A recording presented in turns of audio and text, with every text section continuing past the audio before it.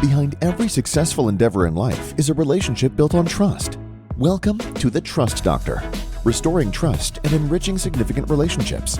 A podcast focused on helping you nurture healthy relationships. Join thought leader and world-renowned expert on relationship and empowerment coaching, Dr. Patty Ann, and her special guests every week for insightful and meaningful conversations filled with great takeaways that will help you build healthier business partnerships and happier romantic relationships. Are you ready to restore trust and enrich the significant relationships in your life? The Trust Doctor, Dr. Patty Ann, is in.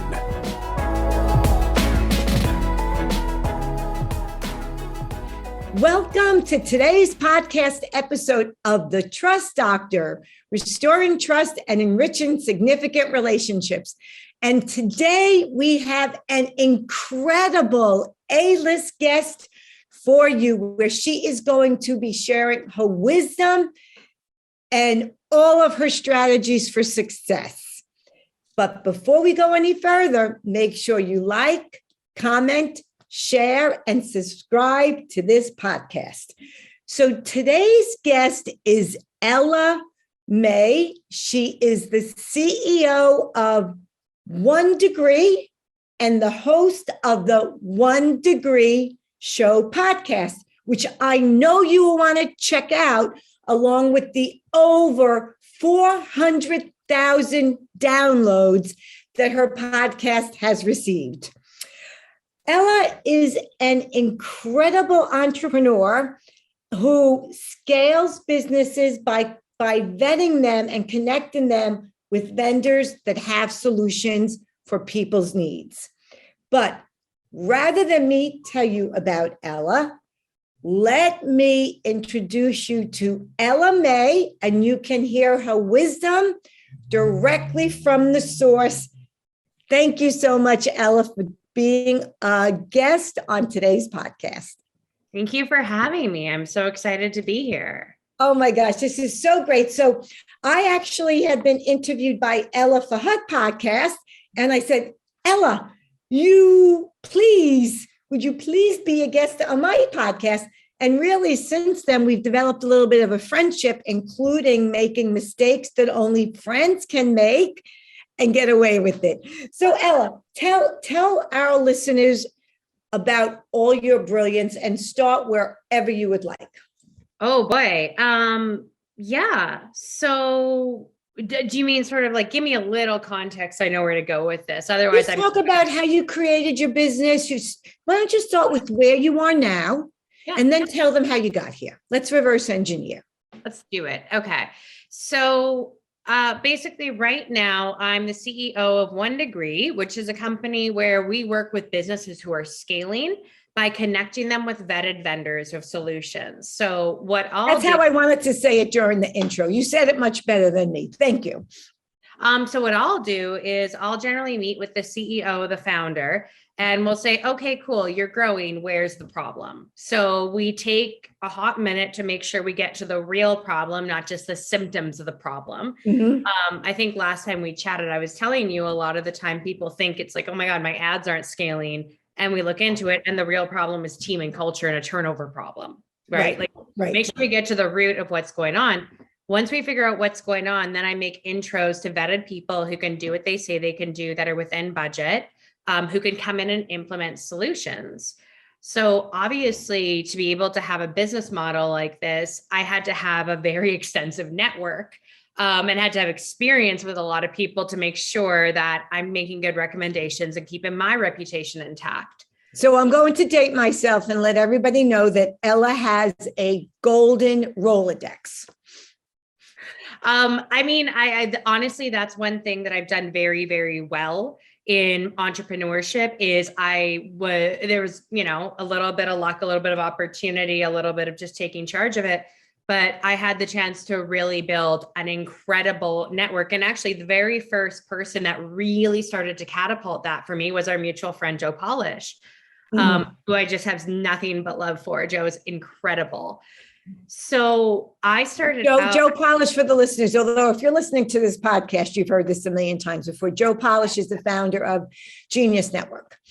Mm-hmm. So Genius Network, which Patty's a member of, which Dr. Patty Ann is a member. I apologize. I was calling you Dr. Patty for a bit, and then I felt bad. That's okay. That's okay. I hate it when people get names wrong. So I actually started out just before I kicked off as an entrepreneur. I was an assistant for one of the best copywriters out there, John Benson, for 2 years. Mm-hmm. So when I started working for John, I was his EA. I didn't know what Zoom was. Like, I should not have gotten that job as an EA, but I don't know, our personalities clicked and I learned quick and off you go. Right. Well, as you said earlier, you fit into his culture. You can always learn skill. It's the culture. Yeah, there you go. Right. So it's a culture. So like legit, I had no idea what the online world was at all. This is so hard to believe because you are so incredibly successful. I can't believe this. It's amazing. I had no idea when I started working for him. So like, whatever, I'm just, initially I'm settling in as an assistant. He had just moved to Vancouver, which is where we were living at the time. And, just helping him get the house set up and all this stuff. And like 3 months into it, he's living in this beautiful. Now, how long ago was this, Ella? How many years ago was this? When I first started working for John, okay. On my own 3 years now. So it would have been 5 or 6 years ago. Okay. So not that long ago. Not that long. No. Yeah. I just want people to hear what you've accomplished in such a short amount of time. Thank you. Appreciate it. So I started working for John, and 3 months into it, he's living in this beautiful penthouse apartment in central downtown Vancouver. And I'm kind of like, all right, well, this seems very legit. So I asked him, I'm like, hey, what's this copywriting thing that you do? And he was kind of like, well, it's this. And I was like, hey, he's like, it's, email, sales letters, it's words that sell. And I was like, I think I could do that. And he was like, okay, cool. If you want to give it a shot, like, here, go do these things. That's what I love about entrepreneurs, right? Like anything reasonable goes. Like, that is so awesome. Well, and he's really one of the good ones, I can tell you. So he, was like, hey, go do these things and see if you like it and et cetera. And so I rewrote, famous sales letters 18 times and went through different stuff. And I just did a bunch of, and so while I was working for him, this guy charges $5-10 an hour, whatever it is now, for his advice. And he was just a total sweetheart. He completely mentored me throughout that period. Where I did a lot of copy work for free, and I would hang on, Ella, just in case there's listeners out there that don't know what copywriting is, please explain it to them.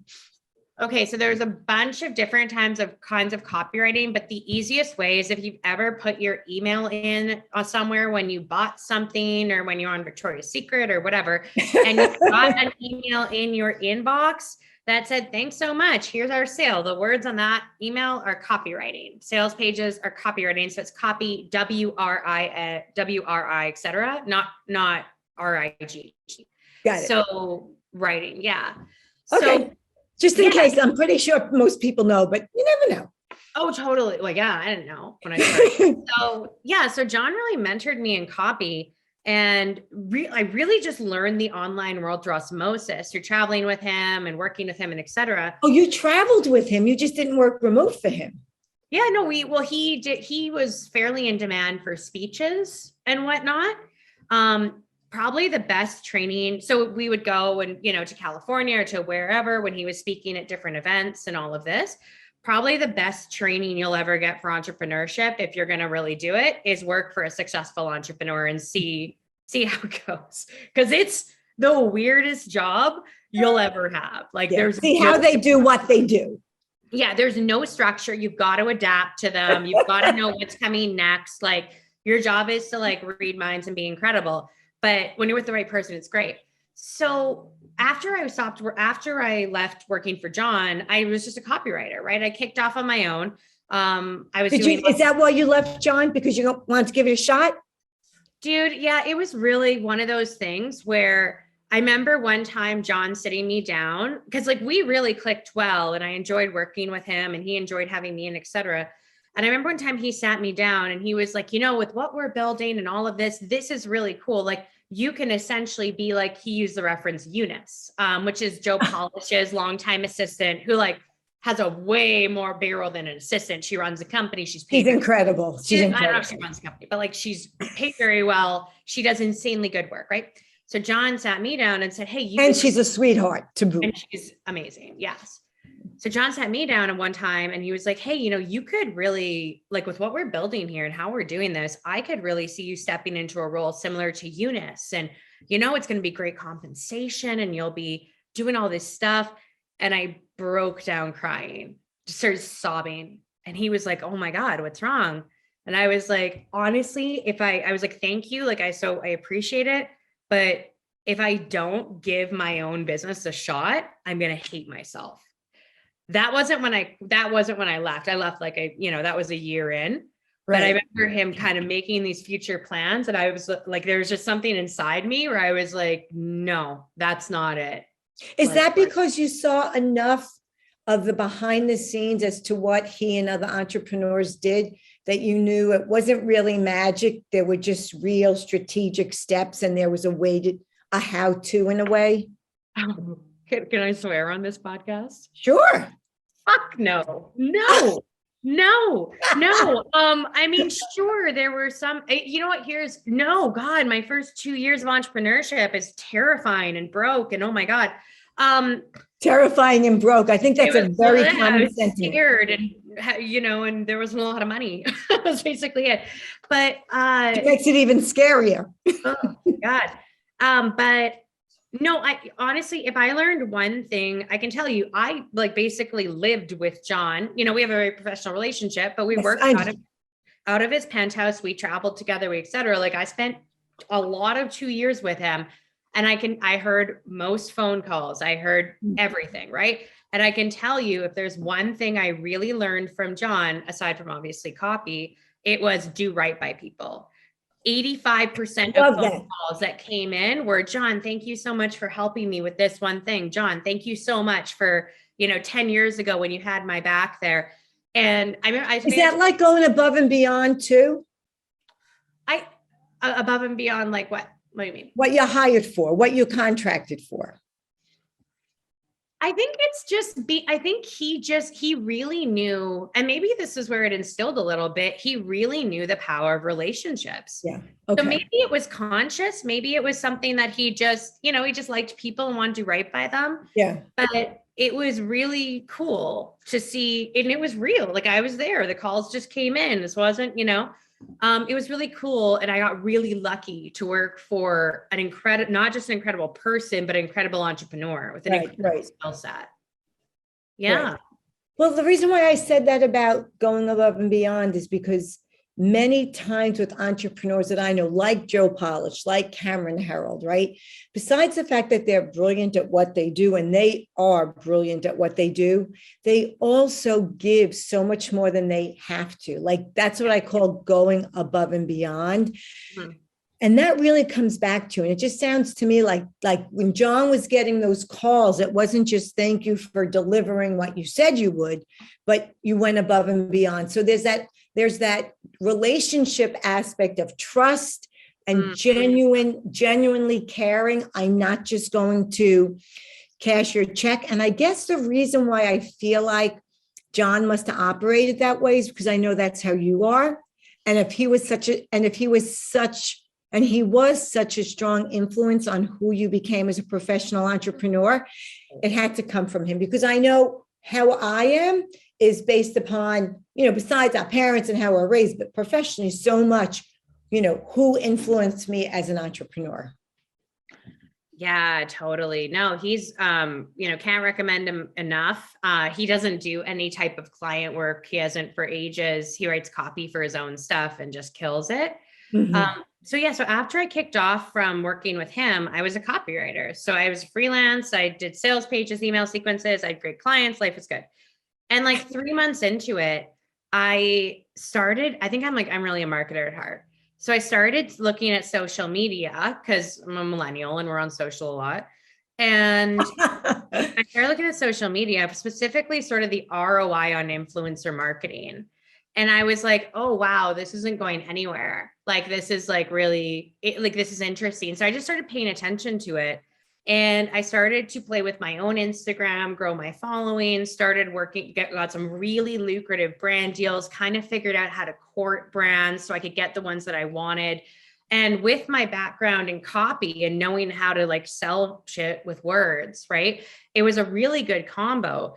So within so I started growing my own Instagram, et cetera. That account that I was doing influencer work on has since been hacked and sold by Russian hackers. It was hacked and held hostage and then sold. Is a whole. Oh my gosh, I'm so sorry. That's horrible. Oh, it's fine. It's Instagram. But do you know Lisa Sasevich? No. Speak to Sell. She's an incredible speak from the stage, speak to sell, basically like what you do, but speaking wise. And I know she just recently told me her Instagram account was hacked. I don't know by whom, and I think she got it back, and it was a case of all's well that ends well. But oh my Lord, I feel your pain. Yeah, it sucks, right? So, but that was like a while ago now. So started doing some influence work, started growing my own Instagram.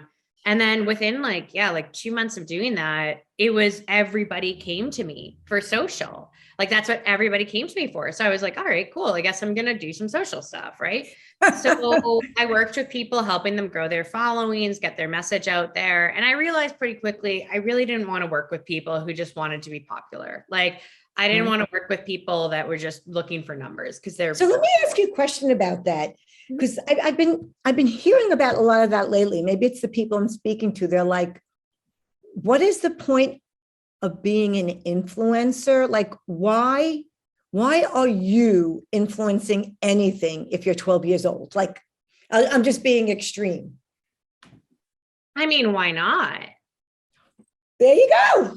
Why not? Okay, I mean, there's a 9-year-old on YouTube who opens toys and makes 9 million, like 12 or some $1 million a year. He's got 5 million subscribers or whatever. Believable, right? Right? Like it's, I mean, why not? I like it. I like the way you say it. Yeah. Yeah. Like, why not? Like shit, share your gifts with the world, you know, like why, especially, and I mean, for kids now, like I had my first cell phone in grade 7 so I was in that age range where I think we had the internet at my house when I was like 4 or 5 around the, et cetera. So I was in that range where I grew up with it, but not like from birth. Whereas like my niece and nephews, it comes out of the womb on the hip.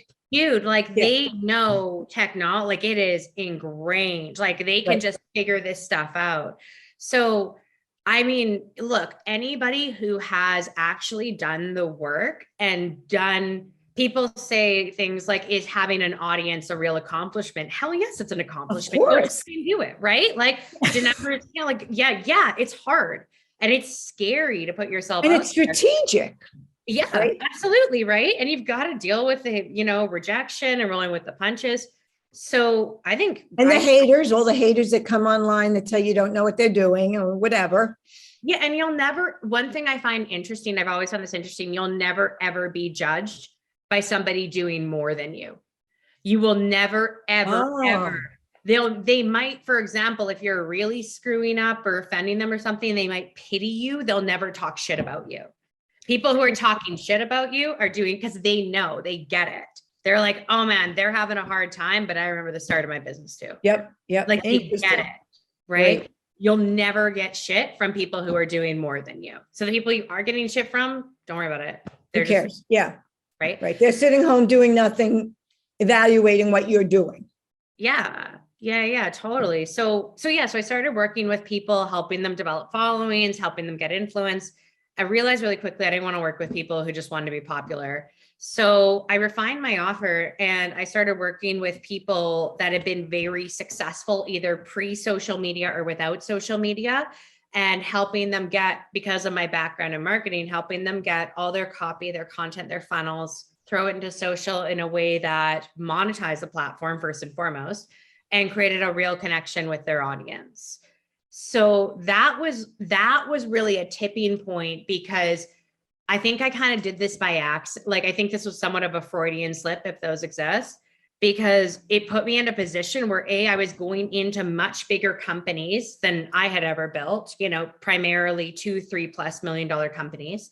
And also it put me where I was working with people that were 20 steps ahead of me in business. Mm-hmm. So I could come in and do my part, but of course I got to learn from them. I got to get immersed in their network. And I think John, deja vu, John all over again. Right? Maybe through John, maybe through whatever. No. What I'm saying is it's your pattern.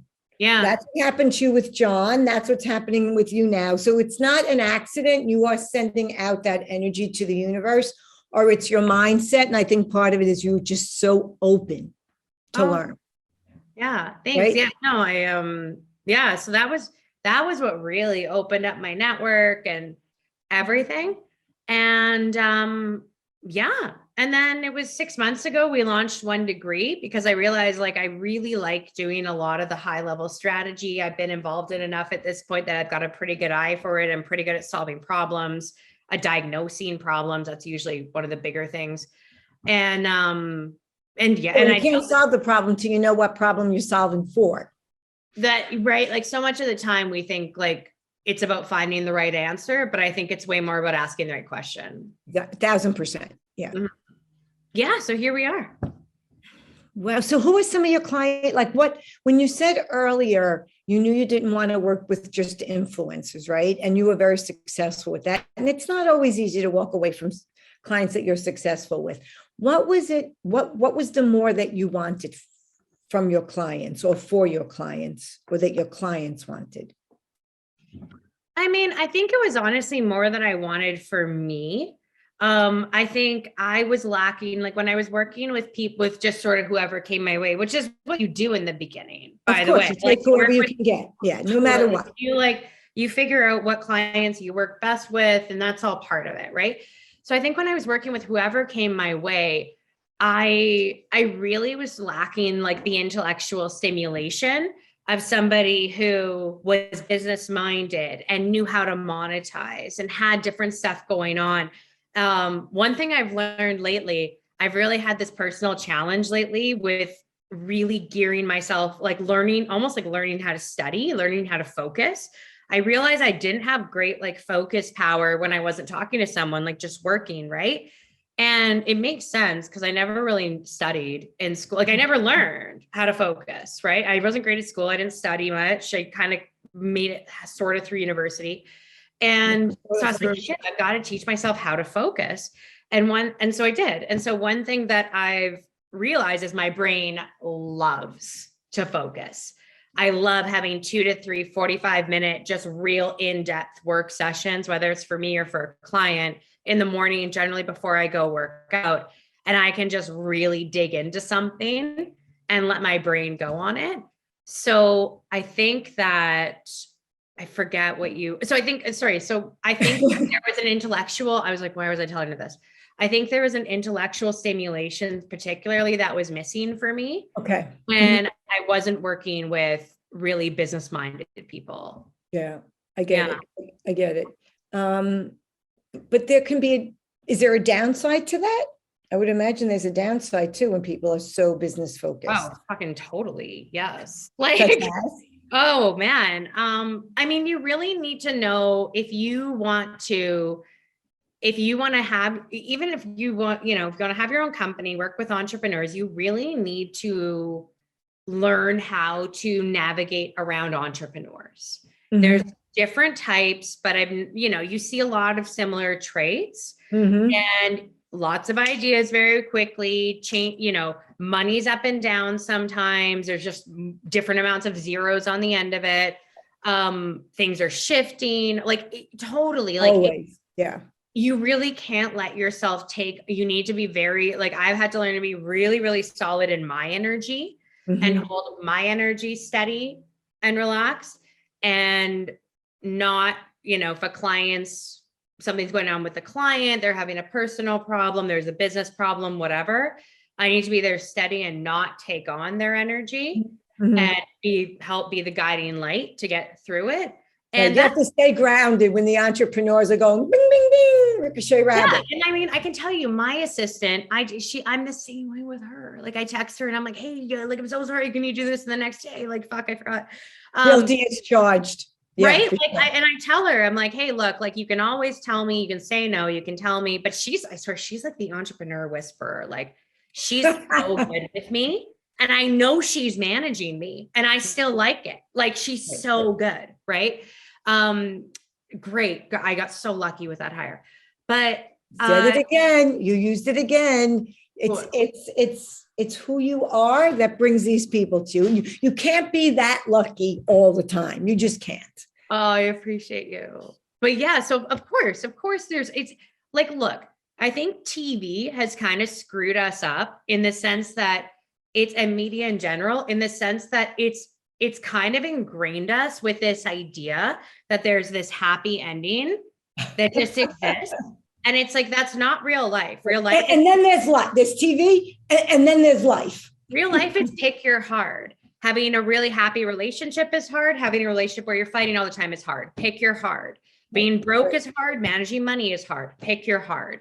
Right. That's like working for a boss can be, working for a corporation, regular 9 to 5 can be hard. Working for an entrepreneur, being an entrepreneur can be hard. Pick your hard. Like, pick your hard, right? Like there's no, like there's, and then there's no shortcuts and there's no easy. And see where it takes you. But there's no magic third option that I've ever seen where it's just, puppies and rainbows and you ride off into the sunset with the prince and everything's cool.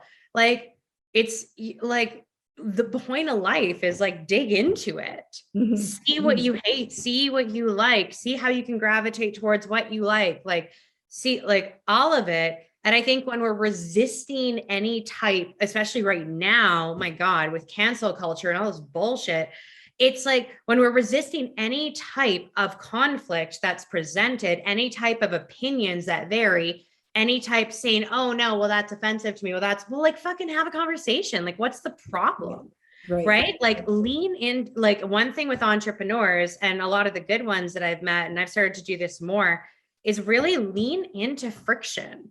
Embrace uncomfortable situations. When friction presents itself, lean into it, learn from it, explore. Well, that's the growth opportunity, right? And what I tell my clients all the time, I must say this in a coaching call at least 5 times a week, get comfortable being uncomfortable, because that's where the opportunity is. And I don't think unless people have really been there, I really don't think they know what out of their comfort zone feels like.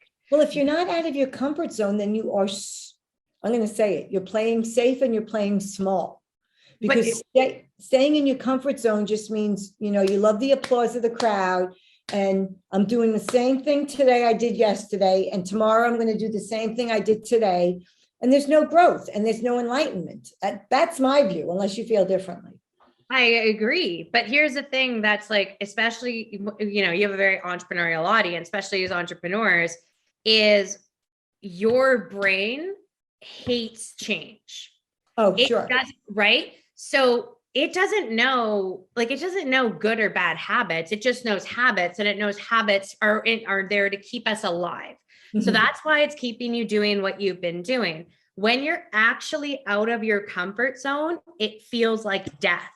It feels like your nervous system is, well, people are like, oh, I think I'm out of my comfort zone. I'm like, no, you know. Oh, no, you'll know. Your nervous system is going bonkers. You're on edge. You feel like you are just never going to figure this out. You're trying to hold it together. You don't know if you want to cry, scream, go for a run, have a nap. Like, it's when you're out of your comfort zone, you know it. But here's what's cool. It's every time that happens, there's always something that sort of stabilizes, right? You stay there for as long as you stay there in that really freaked out place. Then you kind of fall off the cliff and you stabilize, but there's like a trampoline at the bottom of that cliff. So then you bounce and you come back, and the same problems that used to rock you for a couple of days, you handle before 9 a.m. So I get why it's really difficult for people. And I also get why everybody's not an entrepreneur. Like, oh gosh, yeah. I feel like it's really a nervous system conditioning that is not always super fun. And I get it.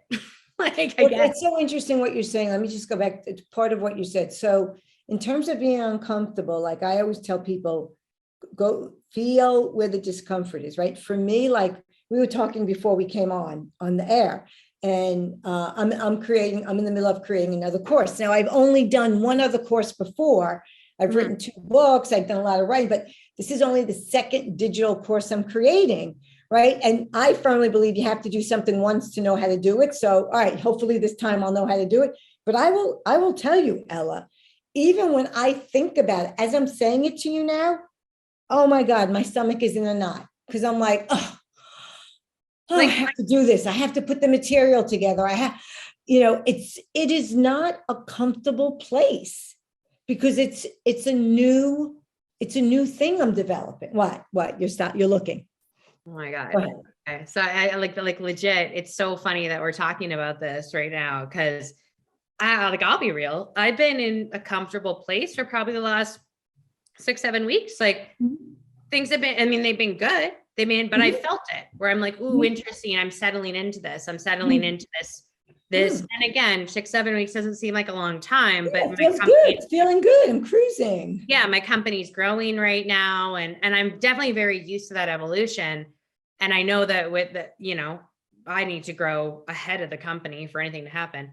So yesterday I sat down in the morning when I first got up and I did some journaling on, all right, I feel like I'm not, I feel like there's a growth lacking, where do I want to be? And I just did some like quick 10 minutes, like jot down, et cetera. Okay, I wake up and here's what I'm thinking about in the morning. I've got this, like around this income coming in and I'm able to have this type of a lifestyle and here's what I feel. And here's okay, cool. So then I laid down and did a meditation and I just said, you know what, like, whoever, God, spirit, universe, if there were any milestones that were going to be important for me to become the person that I just wrote down, can you hit me with them in this meditation? And I just went into a meditation and the whole thing came. Everything came. It came backwards. It was like, there's going to be a book deal. The book deal is going to come. The book deal is going to be big. The book deal is going to come because the podcast is going to blow up. The podcast is going to blow up because there's one guest. There's one guest going to come on the podcast, going to make it really, really viral because you got the one guest because you did a speech. Once you did the speech, you got the speech because you did the video. And in the video, you were open about your past. You were open about what's happened. You were open about all this stuff. But before you did the video, you learned how to control the narrative. You learned how to manage the narrative and create a narrative. So you're confident going into this. And the whole thing came. And I was like, whoa. And to be honest, like there's elements in my past. I've never, I'm not talking crimes or anything illegal, but there's elements of my past that I just have been very reserved about because I just have for whatever reason. And when I started to think about this and was like, oh my, I don't really care. It's going to come out. I'll tell you, like, I've never talked about this publicly, but I'll tell you, like I was a stripper for a year when I was in university and that's how I paid for school. And I would love to have had that body. Go ahead. What? I would love to have had that body. Go ahead. I bartended in the club for 2 years before I danced. But I mean, I learned what was so fascinating about it was the best lesson in human psychology I ever got, by the way. Well, bartending too, right? And bartending. Yeah. And what was so interesting about that time period and where I think there's this instinct coming where it's like, talk about this, is you realize so quickly that like all people want is really connection. And authenticity. And like, if like anybody were to have walked into the club I worked at and like a high roller was there that night who bought, paid big money, etc., came into the back room, they would have been like, really? This is what's happening? It was like naked therapy. Like it was naked. It was hilarious. Like you would just sit and talk, And so that was like a really interesting time period. And I think there's so much in there that is shaped and helped me in ways. And there's a lot in there that's not, I'm not going back to it ever. Like there's a reason for that. Right? Well, here's the thing, if I may, Ella, and thank you for so much for sharing that. Honestly, I hear that and like, wow, there's so much skills. There's so much skill involved with that. Seriously, dead seriously. But I feel it's so interesting. Like we carry shame. And then when you share it, people are like, no, like it is what no, it is. and even like I haven't talked about that publicly, a very close group of friends and family members only even know about that. And it's even saying it, I'm like, whew, like I can feel, but I'm like, it's not like, whatever, like, I don't know, like people are going to think what they're going to think. And so there was something in there. There was like, when that download came to me, there was something, okay, the video is going to do well because you're going to talk about the past and it's going to be something. and kind of a clickbaity title. Okay. Like there was a few titles that came to me and okay, but to do the I video. I know a good copywriter I would refer you to. Right. You'll get the title. But it was like, to do the video, you need to learn to manage the narrative. So I spent, 4 hours yesterday just YouTubing expert storytelling, managing the narrative. I actually found a few like really good people and reached out to them for the podcast because I was like, hey, I have to. Like, yeah. Did they say yes? Yeah. Yeah, most of them. Actually, you know who's coming on? Oh my God, Nick Nanton. Who I'm excited. Joe's documentary. Awesome. Amazing documentary filmmaker, Nick Nanton, for anybody who's listening. So yeah, so I think it's one of those things, 8 years later with comfort zones, it's one of those things where once you get that like feel of you get out of it, then you do it enough times and you realize you're not going to die, then you're kind of like, all right, I'm ready. Right. Well, it's so interesting because what you just shared, and this is true behind any successful entrepreneur story, is what you just gave yourself. And what I am so grateful and appreciative for you sharing is you exposed your vulnerability. And once you expose your vulnerability, you're no longer held hostage by it. And what does that do? It absolutely frees you up. It opens up the floodgates. And you can't create brilliance. Entrepreneurs, we are creators. If the more you're closed into yourself, right? Because we all know the most important relationship we have is with ourselves. The more you're close to that, it's like just tightening up, and you're not allowing your energy and your creativity to flow. It's like emotions that are repressed get amplified. And what we do is we spend our lives avoiding uncomfortable feelings. And what happens? It just gets worse. It's a lot like a toothache, right? You first get a pain in your tooth and you're like, all right, I'll chew on the other side of my mouth, right? And then it goes away. And then the next thing you know, 6 months, a year later, all of a sudden you need a root canal. Whereas if you would have gone to the dentist the first time, you might have needed a little filling kind of thing, right? So when we avoid our emotions, they get in our way more and more. They define us, as opposed to going into it, and it's counterintuitive. But when you go into it, it hurts, it sucks, it's really not fun until it releases. And it's so counterintuitive. You deal with it, you face it, you don't ignore it, you don't avoid it, you don't go around it, right? But going into going outside of our comfort zone into what's uncomfortable exposes our vulnerabilities. And that's why people avoid it like the plague. I think what you just said is so important. And like, like anybody who's listening, I would skip back a minute and re-listen to that. Because I can tell you, like this last summer, just before I came up with this new offer, I went through one of the darkest nights of the soul I've ever been through, wretched depression. And it was, and I got so isolated, and I was basically, I think my whole being was just like, I'm so fucking sick of being this person. And I had just fallen in love with a totally unavailable married guy. And like, I just had that never ends well. I just had these patterns, and I was smart enough, at least at this point in my life, to like cut it off clean, but it hurt like a bitch. And I just had these patterns of like chasing after unavailable people and not valuing myself, and abandonment issues, and went through like the darkest night of the soul that I've been through, came out of it, thank God. And like really just kind of realized, oh my God, I can build my own identity, and I want to build it different. And of course, there's crappy stuff that's happened in the past, but I want to like, and again, maybe this is part of the stuff I'll open up with in the video. There's really crappy stuff that's happened in the past, but it doesn't mean I can't change it moving forward. And then the new offer came, and then all of this, but I didn't have to have, like, if I would have dealt with it earlier and been a little bit more open, a bit more communicative with, people who care about me, about what I was really dealing with, maybe I wouldn't have had 3 months of a gnarly depression.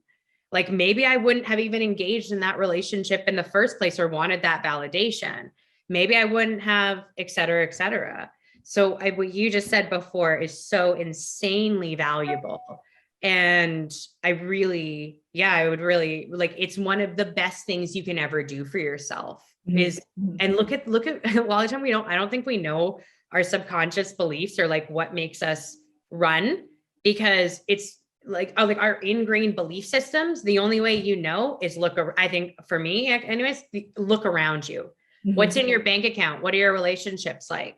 What is your house like? These are your beliefs. These are the standards that you have. These are what you hold yourself to or what you think you're worth.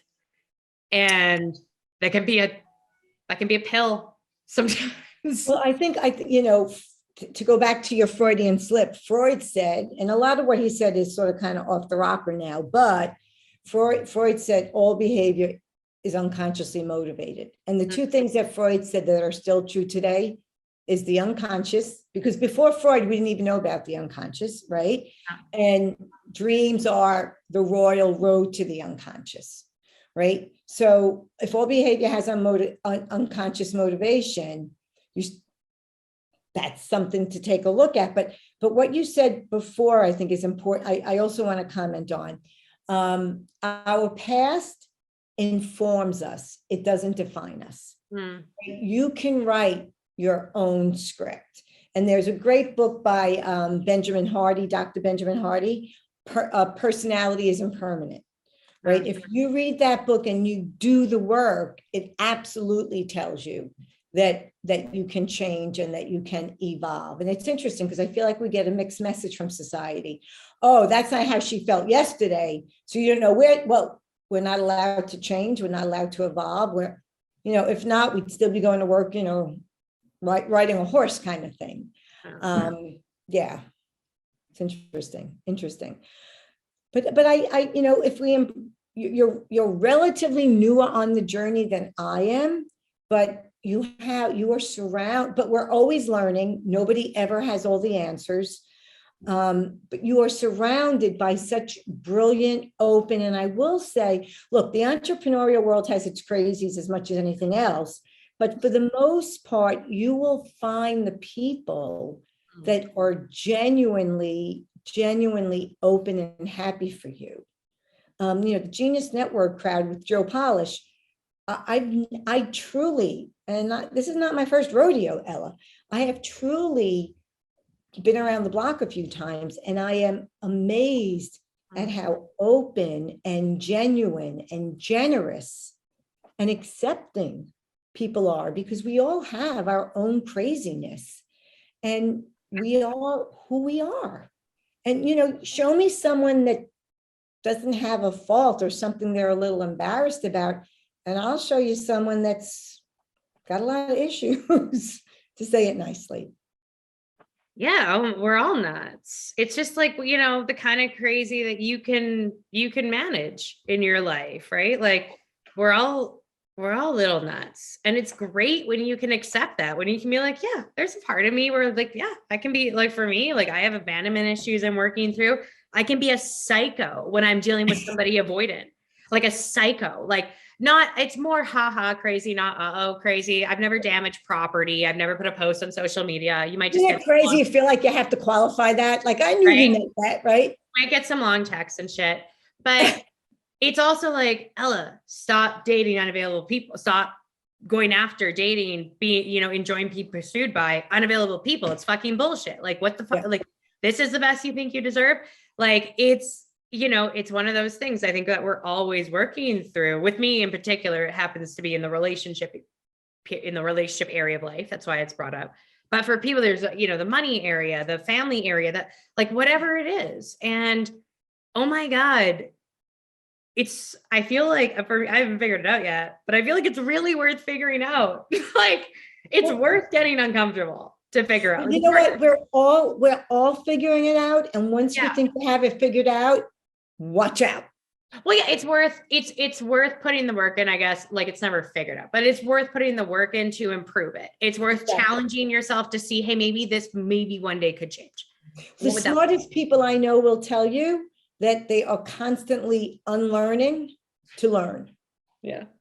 It's incredible. It's incredible. So Ella, I want to be respectful of your time. I think I want to have part 2. Would you come on again? Absolutely. I would love this. So, but before we go, Mhm. what's the last book you reread and why? Oh, easy. There's 2 books that I'm cycling through right now that are really helping me with this. The one that I'm reading right now that I've read probably 17 times is Dollars Flow to Me Easily by Richard Dotts. Okay. You can get Richard. I don't know if there's many copies of it left in print. They're all on Kindle, but Richard Dotts, the book obviously seems like it's about money, but it's really about creating very smooth change in your life. And like how lots of mental exercise. I really like it. The second book I'm reading through right now is The Science of Getting Rich by Wallace Wattles. Again, seems like it's about money and there's a lot about money in there, but it's really about creating evolution and becoming the person that you want to be. So those 2, for whatever reason, I don't know, some guidance I'm getting right now. I have been reading one, reading the other, and they're both like this big. Like you can read them in an hour. Like they're tiny, tiny books. But I've been reading one, the other. It feels to me like you're getting ready to manifest what you were referencing earlier. That's it. It's just like, and Think and Grow Rich, right? That's not really about money. It's a whole mindset. It's a whole mindset. Exactly. So Ella, tell everyone how they can find out more about you. Where would you like them to go?